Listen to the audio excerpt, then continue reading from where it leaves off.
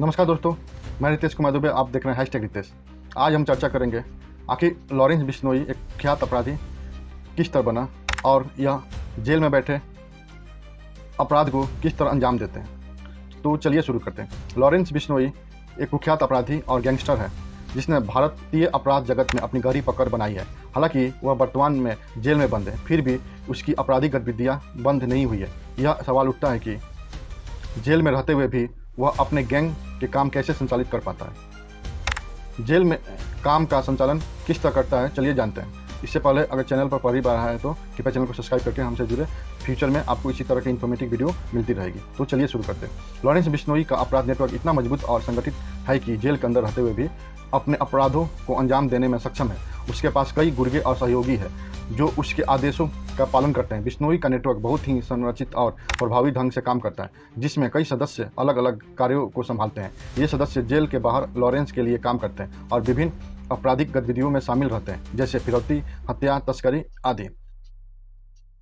Mobile और तकनीकी साधनों का उपयोग किस तरह करते हैं, चलिए जानते हैं। लॉरेंस बिश्नोई जेल में रहते हुए भी मोबाइल फ़ोन और इंटरनेट जैसी सुविधाओं का अवैध रूप से उपयोग करता है। भारतीय जेल में मोबाइल फ़ोन की उपलब्धता और अधिकारियों की मिलीभगत के कारण कई कैदियों के पास ये साधन होते हैं। बिश्नोई के पास भी ये सुविधा है, जिससे वह व्हाट्सएप, टेलीग्राम और अन्य मैसेजिंग ऐप्स के माध्यम से अपने सहयोगियों के संपर्क में रहता है। इसके अलावा वह कई बार अपने गुर्गों के माध्यम से कोड संदेश भेजता है ताकि पुलिस या जेल प्रशासन के लिए उन संदेशों को समझना मुश्किल हो। पुलिस और जेल प्रशासन की लापरवाही। जेल के अंदर अपराधियों के कामकाज जारी रहने में जेल प्रशासन की लापरवाही और भ्रष्टाचार भी एक बड़ा कारण है। कई बार जेल कर्मियों की मिलीभगत से अपराधी मोबाइल फ़ोन और अन्य सुविधाओं का उपयोग कर पाते हैं। लॉरेंस बिश्नोई जैसा बड़ा गैंगस्टर अपनी ताकत और पैसे के बल पर जेल कर्मियों को अपने पक्ष में कर लेता है। इसके अलावा जेलों की सुरक्षा में खामियां होने के कारण भी कई अपराधी जेल में रहकर अपने काम का अंजाम दे पाते हैं।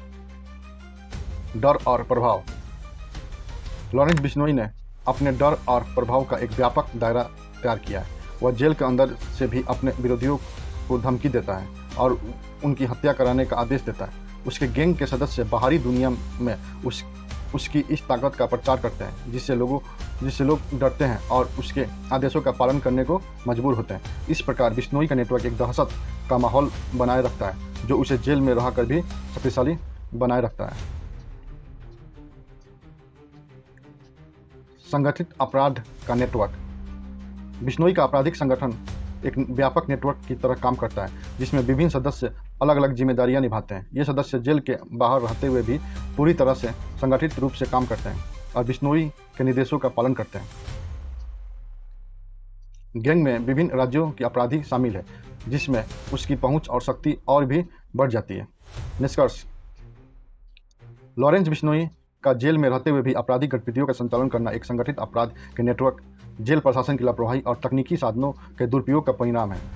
उसका डर और प्रभाव उसे जेल के भीतर भी शक्ति प्रदान करता है, जिससे वो आसानी से अपने काम को अंजाम दे पाता है।